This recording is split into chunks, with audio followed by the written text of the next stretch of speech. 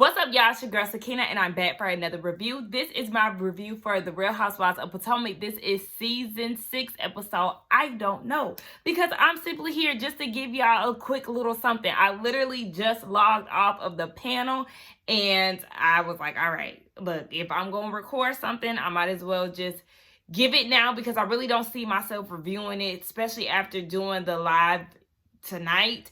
I always feel like it's better for me to watch the show, film it, and then give my additional thoughts or opinions on the panel. Because once I do the panel, before I do my own review, it just doesn't, like, I don't know, I don't be feeling like doing the review. So I'm just like, look, all right, I logged out. Let me hurry up and give y'all a little something. There really wasn't even much to talk about. So I'm really trying to sit here and think, because I'm not watching it live. I didn't leave any notes or anything like that. So I could really just go off of what's on the top of my head. So it did pick up where it left off last week with Candice calling Ashley wide body. You know, they had a back and forth. Ashley said that her hair is dry. And she said that Candice's hair is dry. But yeah, I definitely feel like, girl, what are you talking about? Because you had a dry high pony. What is it? Oh, half up, half down hairstyle. And it was dry for the entire episode. Even when y'all went to the goddess party at the end of the episode, I was like, girl, what are you wearing? Like, this hairstyle is a no. I think the only hairstyle that I can get down with was the little slick back braid or twist ponytail that she had with Karen. But even then, it's just like, yeah, girl, your hair is not the most moisturized, so I'm gonna need you to pipe down. But you know, they go back and forth, and then Candice later apologizes within the birthday dinner.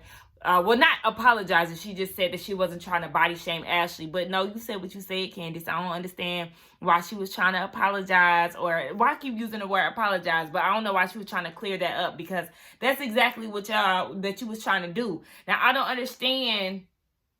I already know how I feel about the situation with Candice and how she goes at Ashley. Now, a lot of y'all in my comments was like, but don't forget, Ashley did this, Ashley said that throughout the past 6 years. And don't get me wrong, Ashley is definitely not a saint. But for me, it did make me feel like, ooh, you know, like, I don't know. I just didn't like the way that felt. And I didn't like the fact that she was using breastfeeding as if like that was supposed to be some type of insult to Ashley, calling her a milkmaid, always having some negative connotation when it comes down to her bringing up her breast milk. And like, it was just weird stuff like that I can't really get down with, because it's like, okay, what is your point?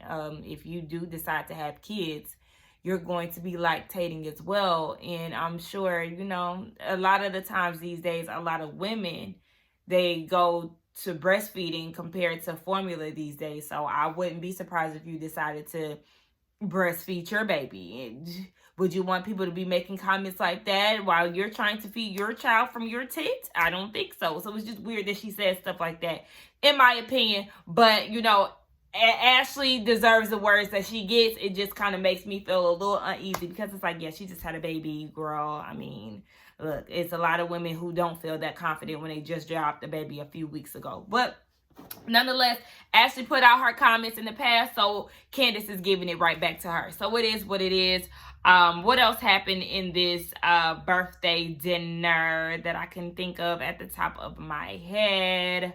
Mia is having a party, and she wants to invite everybody. She's having a goddess party, and we'll see that at the end of the episode. Was there anything else that they discussed? Nothing that I can think of. Sorry, we're just going to move to the next scene. And as far as I can remember, I know Karen is getting ready to shoot this scene for Surry County. But she in Potomac. Girl, what? I know she said it was a test run, but it was kind of like confusing at first. Like, okay, what's the point? And you know, Bravo with their little edits, child, they want to continuously remind us that yes, she is trying to make it seem that we're in Surry County, but in fact, we're in Potomac, Maryland. Ain't that where? Wait, I hope Potomac is in Maryland. I feel like I need to hold on. I feel like I need to look that up, because I do not got time for y'all to be trying to come at me for not knowing where Potomac is. But, yep, Potomac, Maryland. There we go. Anyway, Karen looked good in this scene. I just did think that it was kind of weird that she was acting as if she didn't know too much about Surry County. The lady was trying to feed her certain things, you know. And I know these pointers could just be reminders in her head, like, yeah, while you're talking, don't forget about, you know, the peanuts, the ham. Obviously, they have some good ham, fresh seafood, and then these peanuts that she's talking about. And then she tries to go and drop this fun fact talking about peanuts are in husk or shells. Who didn't know that? Who didn't know that? I mean, Really B did say in the panel that some people in her comments were saying that a lot of people did not know that peanuts come in shells. We just gonna pray for y'all because I don't know how you didn't know that. A lot of nuts come in shells. But anyway, look, it was a learning experience for some people, okay? So shout out to Karen for, you know, learning the people.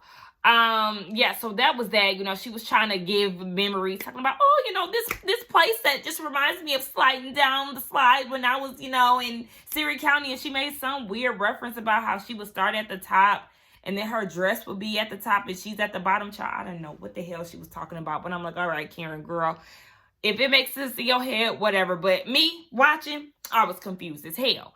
Anyway, moving on. Wendy has this conversation with her children about police brutality and, you know, just being Black in America. It gave me staged. It gave me staged because what is this? Little baby Cruz or whatever kid that was.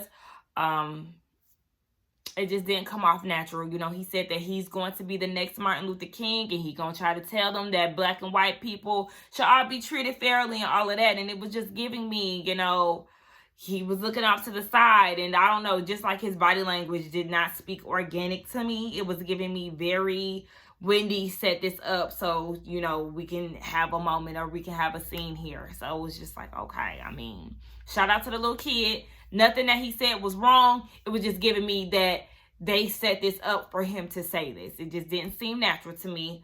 But child, anyway, what else happened? Robyn went to therapy. Or not therapy, I'm sorry. She went to her life coach.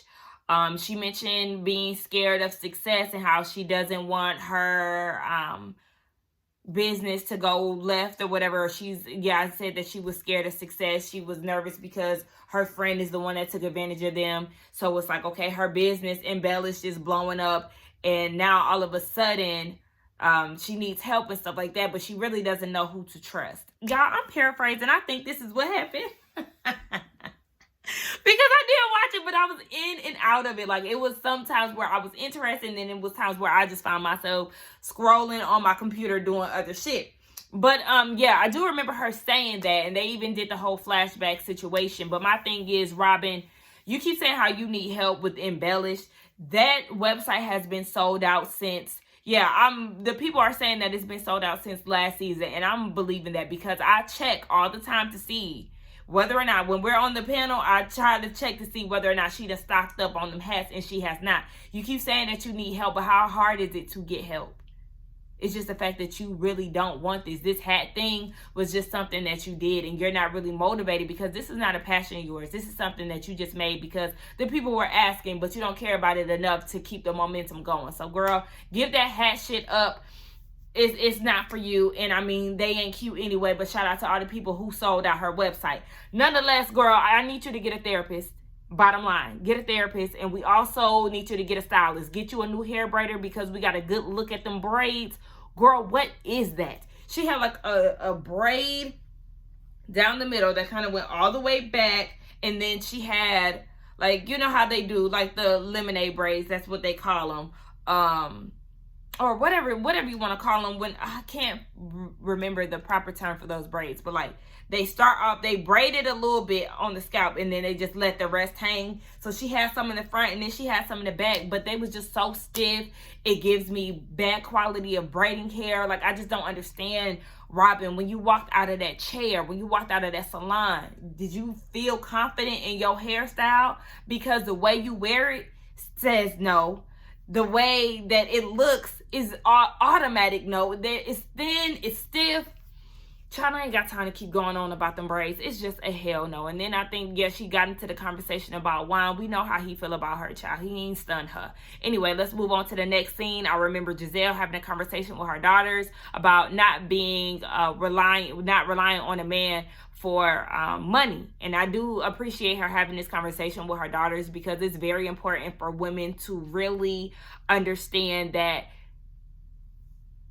you don't need to be saved by a man. It's important to have your own, because if that man decides to leave one day, or if you want to leave one day, you don't want to be stuck because you don't know how to get yourself out of this situation because he has all the money and you're left with nothing. No, I always side-eye men who be like, oh, you need to quit your job, you should do that. No, I want to make my own money. If you want to be the provider, do that, but don't try to make me quit my job and all of this. I want to make my own income. I'll spend your money, but I also want to make my own, okay? Because one thing about it, you will not leave me high and dry. We're not playing those type of games around here, okay? So shout out to Gizelle for teaching the girls a little something, because that's definitely important. Chris and Candice. Ooh, I'm doing a lot. Come on, memory. I don't know if it's just because I got off the panel too, but you know, Chris and Candice, they're still in this weird space. And Candice is feeling some type of way because, you know, he's not there, and she's pointed out that he's day drinking. And it's like, okay, girl, if he want to drink him a little cognac at 4 p.m. in the afternoon, that man is grown. What you gonna do about it? You acting like he wilding out. Girl, he having a drink because he's stressed out because of the shit you put him through. So he's explaining to her how he has all these things lined up for her video shoot that's coming up soon. And, you know, he was just basically saying, like, I feel like you ain't in support of me. Like, I have to make my own money. Like, I'm doing this shit for you for free and all of this shit. Like, he was just giving her the rundown. And she finally came to her senses and was like, I do apologize. And, you know, she started crying. She grabbed her napkin and started stabbing her tear ducts.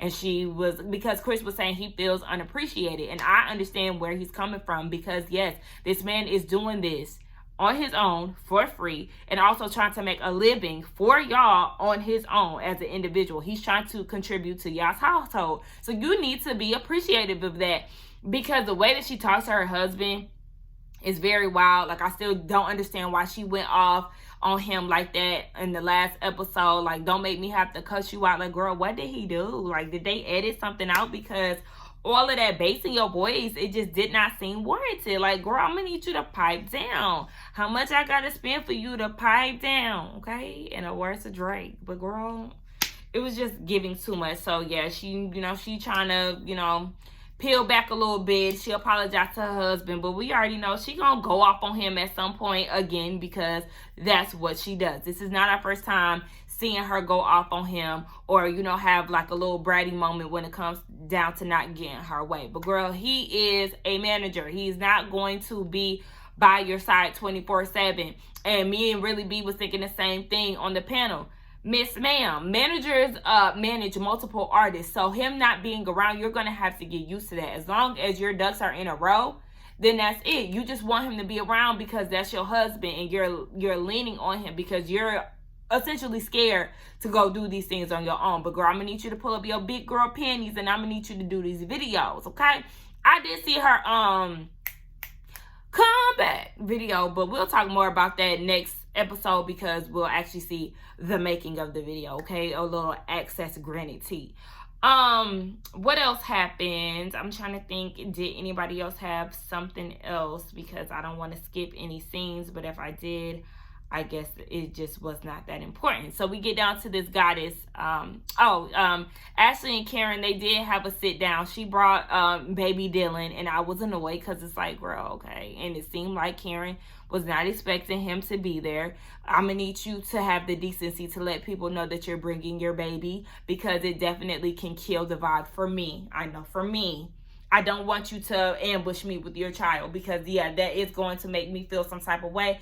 And quite frankly, I might not want to be there, because the thing is, I don't have any children, so I don't want to always be around children on my day off or the time I want to kick back and hang with the girls and all of that. I don't want distractions of crying ass babies that need to be fed, babies that need to be changed. Like, that kind of just fucks up the momentum when y'all having a conversation and all of that, and your baby. I mean, I understand your baby needs you, but girl, you got a nanny, And let you tell it, Michael is more hands-on these days and all of that. Girl, we know you be lying when it come down to that husband anyway. But where is that nanny of yours? I can't really remember what the hell they was talking about. Obviously, it wasn't that important. So let's get down to this goddess party. Okay, so everybody showed up in a goddess drapery clothing. I like the Scarlett's outfit. I just hated the headpiece. And I hate those headpieces when people aren't wearing middle parts. And she was wearing braids, so I think her headpiece was laying in the middle braid, and it just doesn't look right to me. So she looked cute. A lot of the girls did look cute. Robyn came in. She finally took those braids out. Hallelujah. Taryn said that her dress looked like a bridesmaid dress, and it definitely did, because, yeah, Robyn, okay. Gizelle, I mean, I don't really give a damn to get into everybody's outfits, child. It is what it is. So, they have to play this game. Hold on, wait. Ashley brought baby Dylan again. Stop bringing that baby. Because at the end of the day, if I want to cuss you out, I'm going to cuss you out whether your baby there or not. Because at the end of the day, he shouldn't have been brought there. So, stop bringing your baby to these events. You did this last year with Dean. I'm going to need you not to pull the same shit again, girl. Because you're not the only one who got little kids running around. Do we see little Cameron coming around in all the scenes? No, we do not. And I say little Cameron because Wendy is the only other housewife who has, oh no. Do we see Mia bringing her baby around? No, you the only one bringing your kid around, girl. Scram. Anyway, they start playing this game. Mia wants them to play a game of going around the table and saying nice things about each other. You know, this is an awkward scene, and not too many of the girls want to have these conversations because they ain't fucking with each other like that. So, Ashley and Candice, they exchanged some pleasantries, even though it was really hard for them to do so. Ashley said she likes the fact that she's being consistent and pursuing her singing career. Okay, that was nice to say. And then it took a lot. It was like pulling teeth for Candice, but she said she loves the fact that she's embracing her motherhood and she's doing the damn thing. Okay, I like the fact that y'all participated. Karen and Gizelle, Gizelle said, baby, we are not on good terms. I ain't with that fake shit. And I can't blame her for that, because if you ain't got nothing nice to say, then don't say it at all. So, okay, Gizelle, you know, that's that. So then they get into this argument. I don't even know how they got there, but they got into an argument. I think Gizelle was the one who kind of popped shit off and was saying that she's not the one who messes up families. Karen is the one that did that. And Gizelle admitted the fact that she knew about the whole Jamal situation when Karen and Monique was trying to, you know, basically ambush her with the binder and all of that. Now, there is a possibility that she knew. I know on the panel they was thinking that she was lying, and I could definitely see that she could have been lying to save face. But if you wanted to save face, you would have just owned it in a moment to save face. So, yeah. Girl, okay, whatever. Y'all keep trying to bring y'all families into this and how this is affecting your family. This is affecting your children. This is their dad. Your children don't really care for their dad. Your children know that their dad ain't shit. So I don't understand why you keep bringing up them girls, Gizelle, because they already know. That's like, girl, what? How? That's them being fake shocked. If they felt some type of way, they didn't feel any type of way. So all of that shit don't even matter, child. So then Karen goes and apologizes to the children. You know, if you put it that way, I will apologize to your kids. And then Gizelle's like, okay, well, you hurt my kids, so you need to apologize to me. Look at me. Don't look over there. If you're going to apologize to me. So Karen apologized to both the kids and Gizelle. And I just felt like it was fake. It was fake. Karen apologized because she wanted Gizelle to apologize for her children. Remember, that's the whole thing. Karen wanted to relay the message to Mia and all of that. You know, we can get past this if she just apologizes to my kids, or if she apologizes for using the word death in the same sentence as my husband. Girl, boo, get the fuck out of here. Like, that was just such a fake apology on both of their ends. They decided to dead the beef. While they sitting there having this conversation, Robyn is over there doing some type of yoga poses. Like, girl, what are you doing? And it was so weird, the fact that everybody just continued their conversation while she's like in a downward dog or whatever the hell. Like, I don't know, she was trying to stretch her inner thighs. Girl, what are you doing, Robyn? Then Candice brought up the whole thing with her her the girls being extras in her video shoot. Okay, everybody is invited with the exception of Ashley. That didn't hurt Ashley not one bit. She's like, girl, okay, I understand. We give each other space, okay? Why get mad for a bitch that you don't even care for in the first place? So it was what it was. You know, Karen and Gizelle, they apologized. Child, we're going to see how long that lasts. Karen does need to stop saying that Gizelle can't apologize, because she has apologized throughout this whole series. So, girl, let it go.